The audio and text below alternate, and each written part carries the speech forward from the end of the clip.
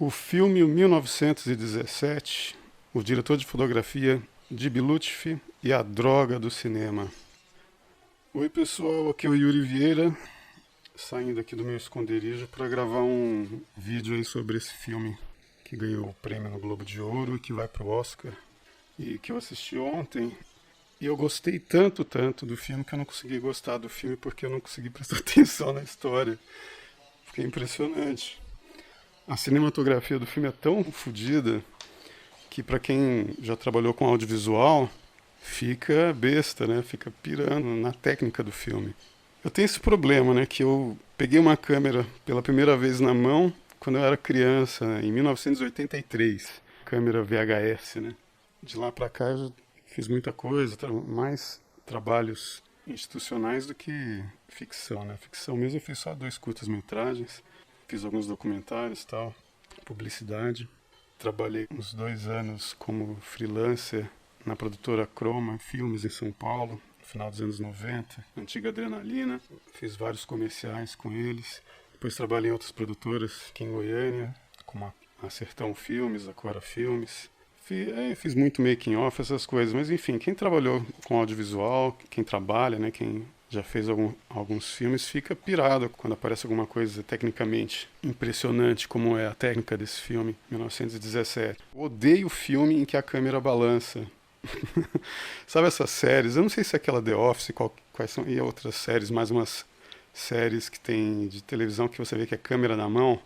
Aí o pessoal quer fazer uma coisa estilo documentário, para parecer mais real a história, né? Aí fica aquela câmera chacoalhando. Aquilo é muito irritante, porque só faz sentido você balançar a câmera daquele jeito se dentro da história está ocorrendo um documentário mesmo. É como uma metalinguagem. Tipo, é um filme sobre um documentário. Ou é uma cena em que alguém está gravando uma festa de aniversário com a câmera na mão, entendeu? Com o celular na mão. Aí balança mesmo a câmera, entendeu?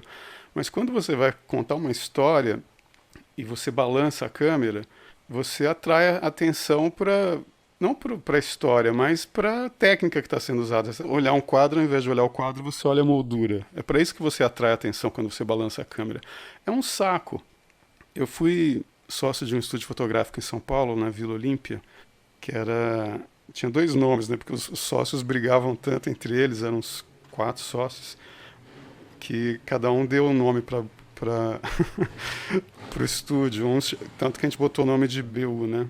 Uns chamavam de Blow Up, né, em homenagem ao filme do Antonioni, e outros chamavam de Base 1, a nossa produtora, né? Enfim, mas lá a gente viu muito essa questão da fotografia com relação ao olho. Os caras têm a preguiça também de iluminar os filmes, porque eles acham que se você não iluminando, você vai fazer uma cena real. Só que o que a câmera vê não é a mesma coisa que o olho vê. O olho vê muito melhor que a câmera.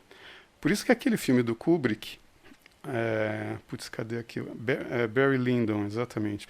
Mas tem cenas nesse filme em que você enxerga perfeitamente cenas gravadas à luz de velas, exatamente como o olho vê. E é isso, que só assim você pode gravar, né?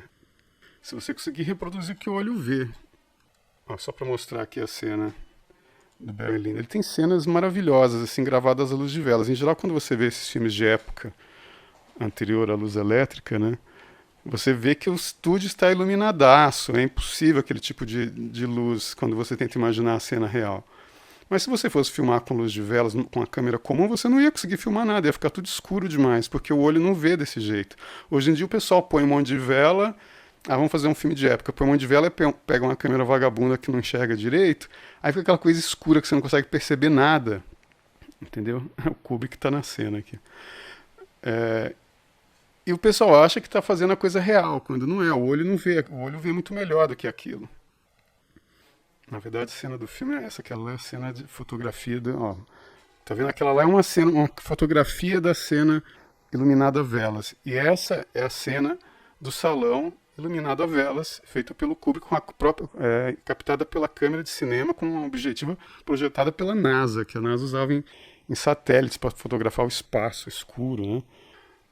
Olha só que perfeito. Não tem luz elétrica nenhuma nessa cena. E aí os caras agora querem fazer a cena real, aí tem que fazer tremida. E é um saco, porque você não. Se a gente enxergasse tremido, igual essas câmeras querem mostrar a realidade, entre aspas, se a gente chegasse tremido desse jeito, a gente vomitaria toda hora, cara. Você daria uma corridinha no parque, ficaria enjoado e vomitaria, porque o seu cérebro, ele tem a capacidade de estabilizar a imagem para você. Então você nunca vai correr no parque e achar que está vendo tudo balançando. Não está tudo balançando. Seu olho pega, seu cérebro fixa em alguma coisa que está parada e aquilo estabiliza no seu cérebro a imagem. Você não enjoa. Por isso que tem muita gente que enjoa em navio, porque não tem um ponto fixo. Começa a balançar, você olha para tudo quanto é lado, não tem nada fixo, aí você começa a enjoar, entendeu? É a mesma coisa de assistir filme com câmera tremida, que é um saco, né? Enfim, eu ia gravar um vídeo simplesmente falando sobre isso, né? E gravar um videozinho de 1 minuto falando que eu odeio câmera tremida, mas aí eu assisti esse filme em 1917 e pirei com a cinematografia. É perfeito, e eu lembrei muito do Dib Lutfi, por isso que eu coloquei ele aqui. Dib Lutfi é o diretor de fotografia do Terra em Transe, né? Eu trabalhei com ele, eu nem lembro mais em que ano que eu trabalhei com ele. Isso aqui, que a gente trabalhou nesse aqui, From Goiás to Glauber Rocha, né? Que é um roteiro que eu escrevi junto com o Pedro Novaes. Eu escrevi a primeira versão, o Pedro Novaes enfiou mais algumas coisas e a gente fez esse vídeo sobre o Festival Internacional de Cinema Ambiental, né? E eu dirigi as filmagens, o Pedro dirigiu a edição, né? E eu trabalhei então diretamente com o Dib Lutfi, que é esse diretor de fotografia já falecido, né? Porque o Dib era um cara espantoso, assim. No final dos anos 60 ele tinha feito, eu não sei se foi o Terra em Transe mesmo ou qual outro filme que ele tinha feito, que o pessoal de cinema da Alemanha enviou uma equipe no Brasil para conhecer o Dib Lutfi, para descobrir que equipamento ele estava usando para estabilizar a câmera. Porque ele fazia umas imagens muito estáveis com a câmera em movimento, né, andando atrás dos personagens. E o Dib Lutfi disse que não, né? Ele não, não inventou nada, ele simplesmente era um cara forte, atarracado, assim, mais baixo, né? Pegava aquela câmera de 8 quilos, né? Tipo, isso aqui é o Dib Lutfi com Glauber Rocha. A câmera pesava 8 quilos, né? Imagina. Uma feminista dessas magrinhas hoje, metida cineasta, não ia precisar de um macho para segurar a câmera para elas. 8 quilos. E ele fazia cada cena sem balançar essa câmera, que é uma coisa muito difícil para qualquer homem. Na época era difícil, balançava mesmo. E ele conseguia filmar sem balançar. Ele simplesmente dava dobrava o joelho um pouco, abaixava na base como se fosse lutar karatê, né? Segurava a câmera e ia andando de um jeito que ele estabilizava a câmera. Ele inclusive me contou nessa época que, que eu estava dirigindo esse videozinho. Esse videozinho é um vídeo da oficina que a gente deu, eu e o Dib, lá no FICA. Então, assim, não é nada artisticamente maravilhoso e tal, né? Porque esses festivais são foda. Eles fazem oficina e você tem que apresentar alguma coisa pronta no final da semana, entendeu? Então não dá pra fazer nada perfeito. Mas a gente fez um vídeo que ficou bacana. O pessoal, inclusive uma jornalista, veio me dizer que o nosso vídeo era melhor do que os filmes apresentados na mostra competitiva. Depois vocês veem, tá no YouTube aí, né? From Goiás to Glauber Rocha. Depois eu termino com a fala do Glauber Rocha que a gente colocou aqui, né? Porque existem dois conceitos, assim, né? Que é a fotografia e a cinematografia. A fotografia é a qualidade da imagem, você saber fotometrar a luz, saber focar a câmera, saber o que é profundidade de campo, perspectiva, blá, blá, blá, blá. E cinematografia tem a ver com o posicionamento da câmera, com a movimentação da câmera, né? E isso é de arrebentar nesse filme 1917. É impressionante. O Dib, por exemplo, ele me contou, né, que quando ele fez Terra em Transe, se eu não me engano, tinha uma cena que era assim, eu fiz até um desenho aqui no Photoshop. Tinha um muro, tinha uma porta nesse muro. Aí os personagens iam passar por essa porta, né? E ele vinha andando atrás dos personagens. Então, aqui como que a imagem aparecia no cinema? Esse amarelo que vocês estão vendo aqui é o corte da câmera. O que está fora dele não está em campo, né? Está fora de quadro, né? O quadro da imagem é essa aqui. Então, a imagem o que que era? A câmera acompanhava, o cara ia se aproximando da porta, a câmera ia subindo, de repente ela filmava de cima para baixo. Você via o muro, via a pessoa saindo do outro lado do muro, a pessoa saía pelo outro lado do muro, a câmera descia de novo e continuava andando atrás da pessoa sem corte nenhum. E ninguém entendia como ele fez isso. Ele falou, não, eu botei um assistente meu sentado em cima do muro, eu vinha andando com a câmera, quando eu ia me aproximando do muro, eu ia levantando a câmera de 8 quilos, né? Quando ele chegava próximo ao muro, ele já esticava o braço e passava a câmera para o assistente dele, que continuava filmando o ator. E o Dib corria por trás do muro, o assistente filmava o cara passando por cima e entregava de novo nas mãos do Dib, que já tinha passado por trás do muro. E o Dib continuava andando atrás dos personagens. Isso é uma sacada, assim, que os caras usam muito, né? E aqui é totalmente, digamos, sem grandes tecnologias, mas nesse filme 1917 é impressionante. Se vocês assistirem o making of, é de pirar, né? Você vê tudo que os caras fazem com a câmera. Olha só, porque tem todo tipo de... Ao fim, é o filme do Hitchcock mesmo, né? Que ele fez uma coisa que o cara abusou nesse filme. O que é o filme? É uma corda, né? Em inglês, mas em português eles botaram Festim Diabólico. São dois caras, você vê claramente que eles são homossexuais, né? Eles moram juntos. E eles tiveram aula com um professor, que era um professor desses super-homem, né? Aquela coisa nietzschiana, assim, estilo Raskolnikov, do Crime e Castigo, que acha que quem é superior intelectualmente, quem é brilhante, quem é gênio, pode dispor da vida dos inferiores. É aquele pensamento do Raskolnikov. Eu sou tão foda quanto Napoleão, entendeu? Então ele vai e mata a velhinha, que é um ser inferior, é uma usurária que parasita as pessoas, né? Enfim, no Crime e Castigo ele mata a velhinha, mata a irmã da velhinha e tal. E esses dois caras do filme Festim Diabólico, eles fazem a mesma coisa.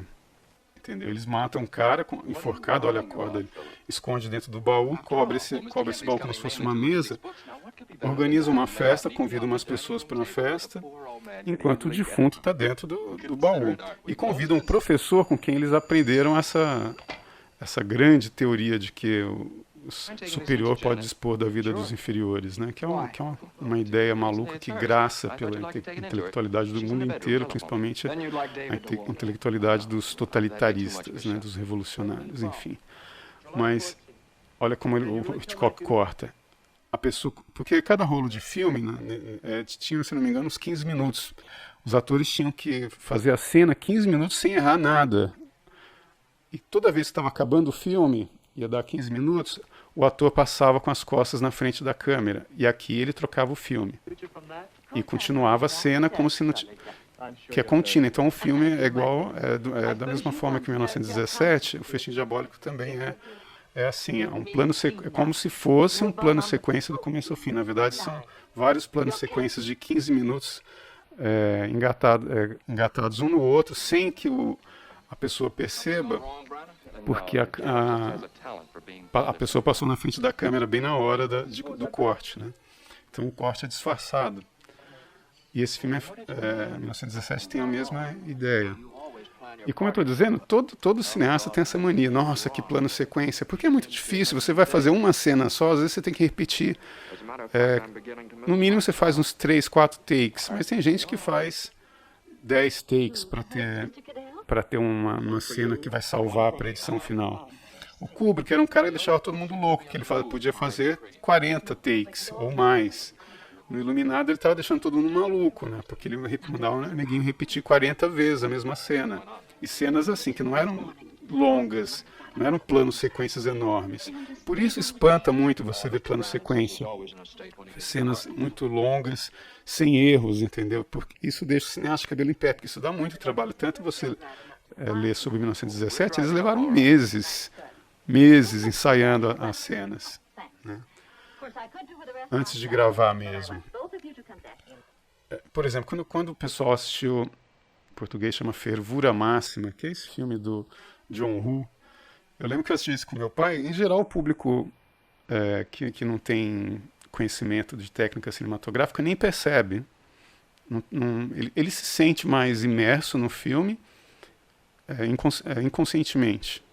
Ele não está percebendo o que está acontecendo, mas o que está rolando é que está rolando um plano de sequência sem cortes, como esse. Tem uma cena de filme que tem 2 horas 8 minutos, ele tem um plano de sequência de 5 minutos. Né? Não teve. Aí teve sim, só corte. O filme Acorda também, na verdade, ele tem um corte, que é um corte quando o James Stewart, que é o professor que eu estava falando, né? Vamos voltar lá. Quando o James Stewart percebe que tem alguma coisa errada com a história do baú, que tem que o cara quer esconder a corda, porque um dos caras, um dos assassinos, ele está muito nervoso. O outro é super tranquilo, esse aqui. Esse é o James Stewart, que é o professor, né? Esse aqui tá super tranquilo, que ele é o mais espertalhão da dupla, né? E quando o James Stewart vê a corda, há um corte direto pro rosto do James Stewart. É o único corte que tem, porque o Hitchcock precisou dar ênfase na percepção do James Stewart, que num plano totalmente aberto não teria ficado claro. Né? Então, assim, na hora da edição, você pode até fazer um corte desse, mas você percebe que aí é bem a hora que ele encontra o cara morto, né? Eu já te avisaram, tem spoiler de tudo quanto é filme aqui, mas enfim. Outro plano de sequência muito maluco é esse do El Secreto de sus Ojos, que é um filme argentino increíble também, com esse plano de sequência em que a câmera vem do ar, voando, entra no estádio, acompanha o jogo de futebol, vai até que eles veem o tal do suspeito e começam a perseguir ele dentro do estádio, né? Vamos ver. Aí começa a confusão. A câmera estabilizada foi o do Rock, né? Fica naquela cena que ele vai subindo as escadarias. Ele tá na Filadélfia, né? Sobe aquelas escadarias. Então, mas é um filme de 76. O primeiro filme a usar Steadicam, que foi um cara que inventou esse negócio, patenteou, deve estar bilionário agora, né? Que é um suporte, a câmera fica presa na pessoa. Você vê isso muito no making off aqui. E o Kubrick gostou tanto da cena feita no filme Rock, que ele usou a Steadicam no filme Iluminado, né? Aquelas cenas do corredor e tal.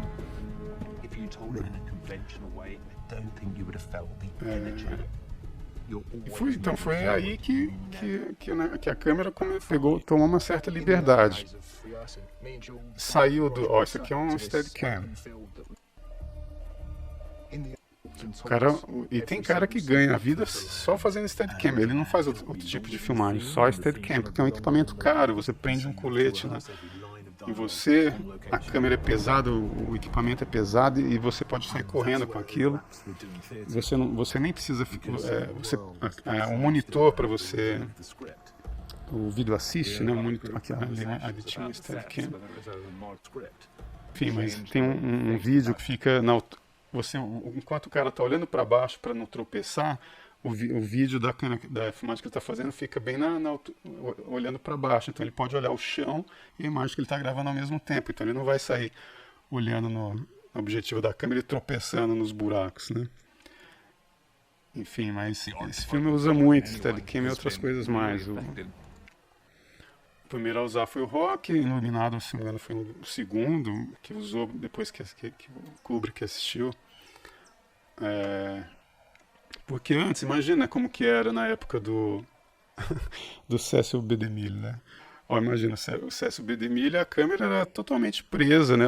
A terra, ao chão, porque olha o tamanho da câmera. Ninguém carrega uma porcaria desse tamanho. Então você vê aquelas gruas gigantescas, né? Para segurar a câmera, né? A câmera era sempre como se fosse um teatro filmado mesmo, o filme, né? Porque não tinha como. Steadicam deu uma enorme liberdade para os caras poderem gravar.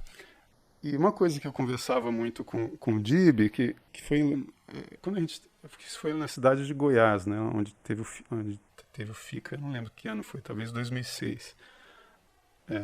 O Dib morreu em 2016, né?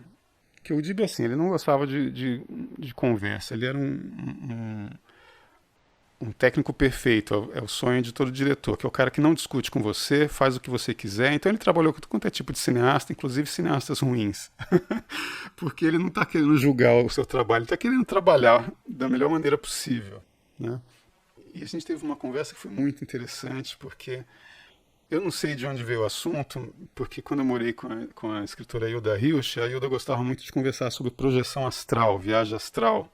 E eu também li essas coisas na época. E projeção astral é aquela história de que você, sei lá, seu perispírito, seu corpo astral, não sei o que, você se desdobra do seu corpo e sai voando por aí, vendo, observando as coisas, este mundo ou o mundo paralelo, ou seja o que for, né? Enfim, e o Dib Lutfi comentou comigo, nossa, eu li o livro umas 2 vezes do Sylvan Muddon, que é isso aqui, né? Que é a projeção do corpo astral. Enfim, eu tinha lido esse livro também, a gente ficou conversando sobre isso, e aí ele falou para mim, não, porque para mim, para você filmar, eu quero ser como se fosse um fantasma, sem os limites que o corpo físico impõe à câmera. Eu quero que a câmera voe, que a câmera atravesse as paredes, sabe? E é isso que esse filme, 1917, consegue fazer, porque, putz, aqui no Brasil é foda, cara. Você vê só aquela cena da igreja no 1917 pegando fogo, aquilo nem é fogo, os caras construíram uma estrutura gigantesca de luzes dentro daquilo que seria uma igreja, que ilumina a cidade inteira. Na verdade, nem é fogo, são luzes. Só para fazer aquilo já daria para fazer um longa-metragem aqui no Brasil. Os caras devem ter gastado milhões de dólares para fazer aquela igreja fake pegando fogo. Então, mas o Dib falava, né, que da mesma maneira, acho que é o Orson Welles que fala que a câmera deve ser como o olho de um poeta. E para o Dib, que é um diretor de fotografia, foi um diretor de fotografia e que dava mais valor à cinematografia, a posicionamento e movimentação de câmera, não que dava mais valor, mas é o que mais dava paixão para ele, era isso, né? Porque quando você movimenta muito a câmera, realmente vai dar mais trabalho você fotografar, porque você vai ter mais contraluz, a modificação no tempo, né? Entra nuvem, sai nuvem, etc. A posição da luz dentro de um quando você filma num lugar fechado, né? Numa cena interna, vai modificar a luz se você ficar andando com a câmera. Então, realmente pode perder um pouco na fotografia, mas ganha em cinematografia. E esse filme, se você prestar atenção, é como se fosse um cara fora do corpo acompanhando o filme, os 2 soldados o filme inteiro, né? Ou melhor, principalmente o soldado que sobrevive, né? Vamos dar mais spoilers aqui. É muito difícil fazer filme no Brasil, viu? Porque se você vê a trabalheira que esses caras tiveram para fazer isso aqui, naquele ano na UNB, né, fiz o curso de cinema com ele, fui assistente do Nelson Pereira dos Santos durante o curso. O Nelson Pereira dos Santos também é um cara muito engraçado, né? Ele, a princípio, quando ele fez, abriu o curso, ele pediu roteiros. Eu fiz não só o roteiro, mas também uma decupagem do roteiro, já mostrando quais eram as cenas exatas que eu queria gravar. E o meu roteiro não foi aprovado, eu fui reclamar com ele, né? Por que não, né? Que era uma adaptação de um conto do Machado de Assis.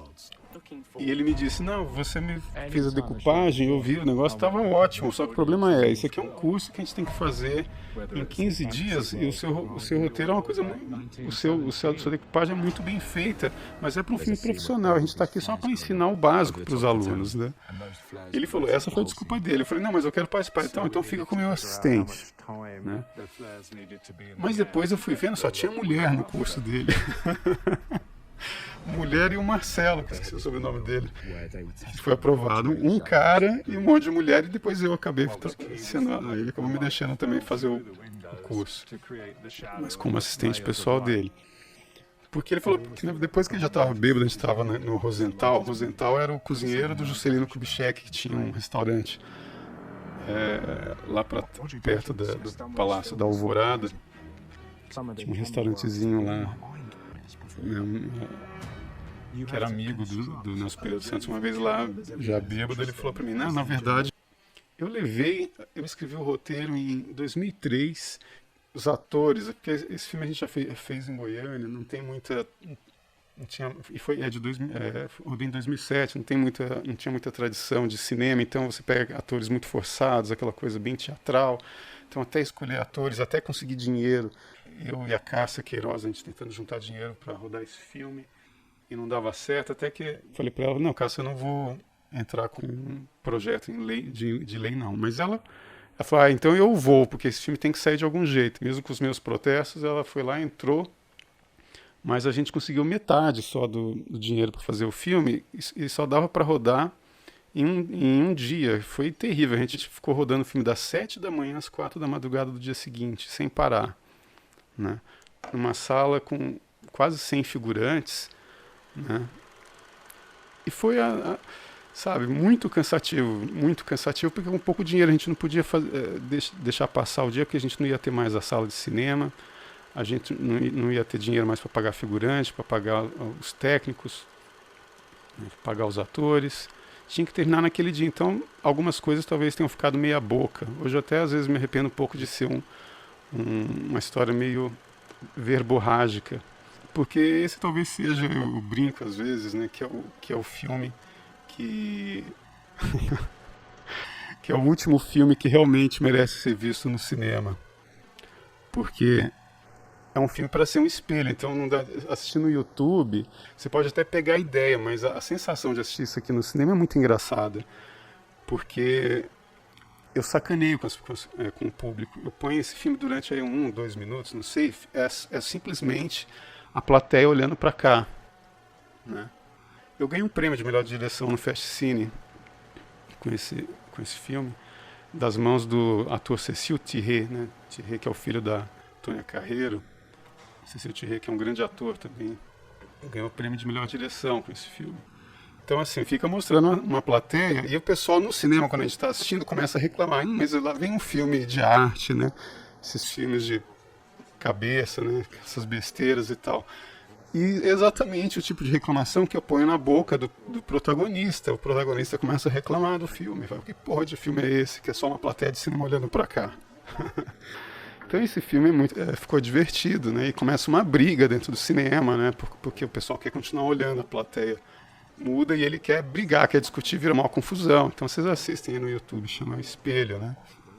Minha vida com cinema e literatura, né, é muito complicada, exatamente por ser cinema. Por isso que eu botei aí no título, né? Essa droga de cinema, né? Porque a droga é viciante, não só ver como fazer quando você começa a fazer, mas que é uma droga no outro sentido também, porque artista é aquela coisa, né? Os pais falam para ele, não, mas você tem que ter um plano B, né?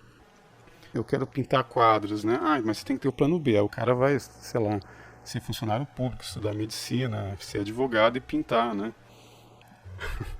Mas o meu plano B é o quê? Ah, eu quero escrever, e o plano B era fazer cinema, ou seja, duas coisas. É a mesma coisa do Van Gogh falar assim, eu quero pintar e para ganhar vida eu quero escrever poemas. Tá ferrado financeiramente, né? E a grande besteira da minha vida é essa. Pegar duas coisas de morrer de fome no Brasil e tentar fazê-las alternadamente. Mas enfim, ó, agora que o ator começou a reclamar com a namorada, não, vamos embora dessa porcaria, né? Que filme chato do caralho, né? Mas enfim, e aí ele passou em alguns festivais de cinema pelo Brasil, foi convidado por uma mostra de cinemas na Noruega, em Tromsø. Eu nem precisei me inscrever, eles simplesmente viram no YouTube, que eu botei também uma versão legendada em outro lugar aí, em inglês. Eles convidaram, e também na Costa de Caparica, em Portugal, uma mostra que teve de cinema lá também, eles também convidaram esse filme. Mas aqui no Brasil tive uma dificuldade enorme. Inclusive teve um festival de cinema. Quer dizer, eu inscrevi em 3 festivais de Minas, acho que foi de Belo Horizonte, de Tiradentes, de Ouro Preto, se não me engano. E eu recebi um e-mail anônimo, isso foi em 2007, 2008, talvez. O cara falou, olha, eu sou curador de uma mostra de cinema, de um festival de cinema aqui em Minas Gerais. A gente adorou o seu filme. Eu briguei para o seu filme ser selecionado, mas o pessoal não quis por causa daquela cena que você colocou no filme. E eu estou falando para você tirar a cena porque vai te causar problemas em outros festivais. É essa cena aqui que causou problemas. Vamos ver se vocês conseguem ouvir aqui. Ah, não, cara. Eu já não tô aguentando mais. Tem que ser muito imbecil pra ficar engolindo essa babaquice aí, pô. Aposto que não usaram dinheiro público pra financiar esse filme, né? Por isso que esse país não vai pra frente, né? O diretor reclamando do filme, falando que aposta que foi usado dinheiro público. A maioria dos festivais são financiados por dinheiro público, né? E aí, realmente, conforme ele falou, vários festivais não, sabe, apesar do filme ter ficado muito bacana, até gente que me odeia aqui gostou do filme, porque se vocês forem ver lá e imaginar isso aqui numa sala de cinema, porque o pessoal se identifica muito com o filme quando está assistindo, porque a primeira cena é irritante, e aí ele se identifica com o personagem que está irritado com o filme que está assistindo, né? Enfim, mas eu sei que essa questão política me causou muitos problemas, porque depois, quando eu comecei a trabalhar mais com as produtoras aqui e outras coisas, todo mundo é de esquerda, né? Eu tenho a maior parte dos meus colegas de trabalho é de esquerda, e enquanto o atrito não estava tão terrível como está agora, ainda dava para levar, mas agora de repente o pessoal inventou que você conheceu Olavo de Carvalho e mudou, agora você virou um reacionário. Eu acho engraçado, porque eu conheci esse pessoal. Eu trabalhei em cinema em Brasília nos anos 90, no final dos anos 90 em São Paulo, e só vim para cá em 2000 e tanto, entendeu? E sendo que eu conheci o Olavo em 1999. Eu conheci o Olavo antes de conhecer esse pessoal do cinema de esquerda aqui, e eles acham que o Olavo, agora de 2010 para cá, o Olavo mudou minha cabeça, sendo que em 2010 já fazia 11 anos que eu conheci o Olavo.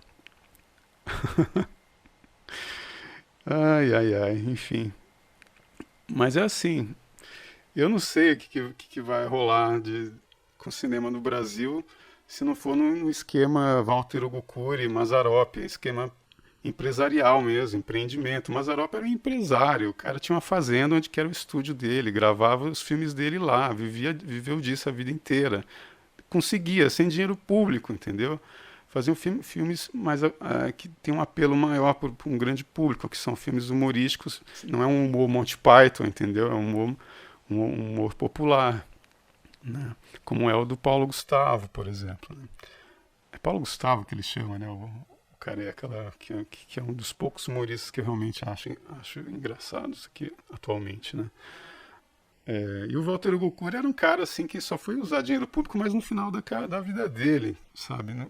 Ele tinha amigos empresários que eram produtores dele, financiavam os filmes dele. Walter Hugo Cury tem uns filmes que eu gosto muito, tipo uns filmes tipo que são filmes assim que mostram o ego do cara sendo levado ao extremo, né? E ele tinha essa coisa já que o pessoal naquela época das pornochanchadas estava levando o sexo muito. Era sexo, sexo, sexo. Walter Hugo Cury pega o sexo e sacaneia. Ele mostra que o sexo leva o cara para um buraco sem fundo e sem saída, entendeu? Tipo esses filmes Eros, O Deus do Amor, ou senão esse que eu falei, né? Que tem o Tarcísio Meira, né? São filmes que você vê assim, o vazio a que o sexo leva. O Walter Hugo Cury é muito bom. Ele tem uns filmes que são incríveis. Palácio dos Anjos, de 1970, sobre prostituição. Garotas que parece que é interessante esse trabalho de ser garota de programa. Na época não tinha esse papo de garota de programa, né? Mas enfim, a maior parte dos filmes dele foram feitos com empresários financiando. E a maioria dos empresários que poderia investir no seu filme, ou aqui no Brasil, você vai conversar com o cara é caipira total. E não estou falando caipira porque é do interior, não, é porque não tem cultura nenhuma, entendeu? Não tem cultura. Ele não consegue notar o que é um roteiro bem feito, o que é um roteiro mal feito, e morre de medo de cair numa roubada. Nesse sentido está certo, né? Porque é um trabalho de risco, um investimento de risco. Mas se o cara tivesse um pouquinho de cultura, ele saberia diferenciar o que é um filme de cabeça para maluco, o que é um filme de revolucionário esquerdista, só para falar que a culpa é dos capitalistas, ou seja, deles que estão financiando o filme. Ou é um filme bem feito, tipo esse do 1917, que atrai o público, mas que ao mesmo tempo não é uma coisa simplória, entendeu? Mas isso, nós estamos a anos de distância de ver isso acontecendo, entendeu? Tá, a gente está há muitos anos de distância de ver um investidor. Porque tem uma entrevista do Woody Allen que é muito interessante. É um filme em que um cara quer assaltar um banco, aluga um espaço do lado de um banco, uma lojinha lá, e de fachada, porque ele quer cavar um buraco e entrar no cofre do banco. E aí de fachada ele põe a mulher dele que sabia fazer uns cookies, né, não sei exatamente o que era, para como se fosse uma lojinha de cookie. E ela começa a fazer aquilo, enquanto isso ele e os comparsas dele vão cavando um buraco, o túnel para entrar no banco. Só que o cookie dela é tão gostoso que faz o maior sucesso. E eles ficam ricos com o cookie, não com o assalto ao banco, né? E aí ele vira um novo rico, super brega, né? E na entrevista que o Woody Allen dá, o cara pergunta pra ele, não, mas em quem você se inspirou pra criar, né, o seu personagem novo rico, assim, super brega e tal, né? Ele, não, no meio cinematográfico aqui nos Estados Unidos você encontra um monte de novo rico. Aí o cara, mas como assim, né? Ele fala, não, aqui imagina, um cara é um advogado, sabe, de uma cidade no interior da Califórnia, aí ele juntou lá $50 mil na poupança. Aí ele fala, quero investir em alguma coisa, acho que eu vou investir na Bolsa de Valores. Aí um amigo dele fala, não, investe em Bolsa de Valores não. Eu conheci um estudante recém-formado de cinema que ele tem um roteiro incrível, lê o roteiro dele, né? Investe no filme dele. Aí o cara pega, lê o roteiro e fala, nossa, isso é bom mesmo. Pega os $50 mil, dá pro diretor que acabou de se formar, o cara faz um filme que espalha assim numas, sei lá, 50 salas de cinema nos Estados Unidos, e o cara fatura $2 milhões. 50 mil viraram em 2 anos, ou em um ano, 2 anos, $2 milhões. É um investimento, entendeu? Então é uma mentalidade que existe nos Estados Unidos. E o Woody Allen se inspirou em caras assim, que eram os caras bregas que investiram dinheiro em algum diretor e ganhou muito dinheiro e ficou rico, entendeu? Isso acontece no livre mercado, né? Aqui no Brasil, com essa coisa estatista ainda está estatista, sabe? Tem que dar um jeito de melhorar essa coisa, parar com esse papo de financiamento, Eu acho que assim, que a lei de incentivo tem que ser para quem está começando, no máximo, entendeu? No máximo, para artista que já tem nome, tipo eu tenho vergonha de entrar com um edital, qualquer coisa, eu tenho vergonha mesmo. Blá blá blá, entendeu? Porque eu já falei tanto disso. Comecei com blog em 2001. Eu meti o pau o tempo inteiro nesse negócio de financiamento público, né? E não gosto mesmo. Eu acho que não tinha que ser, não. Enfim, comecei falando do 1917, que é o filme que a cinematografia dele é tão interessante que me afastou da história. Eu tenho que ver de novo. Para ver a história, o tanto que ela me agrada ou não, porque o filme é tão deslumbrante tecnicamente que eu pirei nessa parte e deixei passar. Esse niilismo me irrita, entendeu? Hey, it's Lisa here. Pelo menos Did you know dessa the vez ele first foi picture to para sweep all- o heroísmo do avô dele, foi se basear no heroísmo do avô e não no niilismo do que os intelectuais acham que é a vida suburbana, né? Enfim. Bom, eu acho que esse negócio ficou grande demais, já falei mais do que devia. Vou terminar com o Glauber Rocha aqui. Vocês têm que assistir também o documentário do Glauber Rocha sobre o Di Cavalcanti, sobre a morte dele, que é a estética todinha do que o canal Brasileirinhos faz, entendeu? Eles fazem de uma maneira mais moderna, no computador, mas o Glauber Rocha é muito divertido, choca algumas pessoas, mas Mas ele tinha uma visão da morte assim que eu tenho também. Tipo, a morte não é o fim da vida, entendeu? Como diz o Wittgenstein, a morte não se vive. Mas hoje em dia eu tô me sentindo como Glauber Rocha nessa cena aqui, ó. E vou terminar e vou deixar vocês com ele aqui para terminar isso, ok?